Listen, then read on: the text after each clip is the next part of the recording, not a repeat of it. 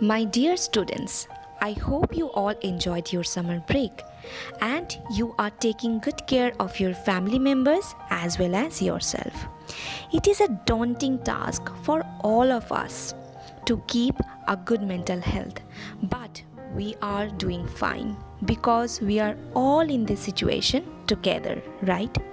So, for our first few classes, instead of moving on to any new topics, we will revise and recapitulate what we have already done in our previous class. First chapter will be organ system of human body or our body. Let's learn first that what is a cell. Cell is the basic structural and functional unit of a living organisms. So, many cells together form a tissue and tissues form organs. Organs form organ system, and here we are going to discuss about organ systems. Some of the organs we are able to see and some we are not able to see. So on the basis, we divide the organs into two parts. They are external organs and internal organs. The organs we are able to see, those are called external organs. For example, hand, leg, head, nose, eye, arms, etc. And the organs that we are not able to see and which are inside our body are known as internal organs. Example, brain, heart, lungs, stomach, kidney, etc. And all of these organs, they work individually. So there are different type of organ systems present in human body. There are digestive system, respiratory system, circulatory system, skeletal system, muscular system, excretory system, nervous system and reproductive system. Let us learn the function of some of the organ systems mentioned here. As soon as we take the first bite of our food, the process of digestion starts. So, for the body to use the food is first broken down into small pieces. Then the conversion of food into simple soluble form is known as the digestion. So, what happened?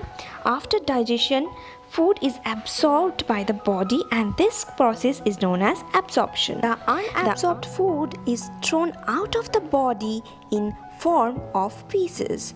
This process is known as defecation, or we can say the excretion.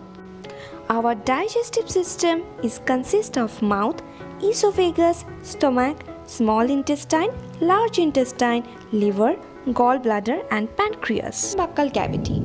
Food is taken into the body through the mouth. In the mouth, the food is broken down into smaller pieces by the teeth. The mouth has salivary glands which secrete saliva. The tongue helps to mix the food with saliva and swallow the food. Tongue has taste buds to detect different tastes of food. The different regions of tongue detect different tastes, such as bitter, sour, salty, and in the front part there will be sweet taste bud. Next is teeth. There are 4 types of teeth. They are incisors, canines, premolars and molars. Incisors help in biting and cutting the food. Canines help in piercing and tearing the food. Premolars and molars help in chewing and grinding the food. Look at the table. You will find the number of teeth present in lower and upper jaw, and you will also find the total number of teeth present in our mouth. Next is esophagus. It is the passage of food between the mouth and the stomach. Through the esophagus, food reaches the stomach. The stomach is a bag-like structure. In the stomach, the food is mixed with gastric juices secreted by the gastric glands of the stomach. Gastric juice converts the food into semi-solid smooth paste. Next is small intestine. From the stomach, the food enters the small intestine. It is the longest part of the digestive system. It is a coiled tube and about 20 feet in length. In the small intestine, the food is mixed with bile juice and pancreatic juice, and this help in the process of digestion. Some substances cannot be digested. This material passed into large intestine. The large intestine is thicker but smaller in length than the small intestine. It helps in absorbing water and in removing undigested solid waste from the body in the form of feces, which is stored in the lower part of the large intestine, and we call it rectum. Our next topic is circulatory system, and our heart is the main organ here. It is protected inside our rib cage. It is actually muscle that pumps blood to different parts of the body through a network of tubes called the blood vessels. The heart collects impure blood from different parts of the body and pumps it to the lungs. In the lungs, the blood gives off the waste material like carbon dioxide and collects oxygen. This pure blood again comes back to the heart and is pumped to the different parts of the body. The heart beats faster when our body works more, because when our body works, more oxygen it needs. Next is the respiratory system, and the main functional unit is lung, which is spongy bag-like structure on either side of the heart. These are lungs which help in exchange the gas in our body. We breathe in air through our nose.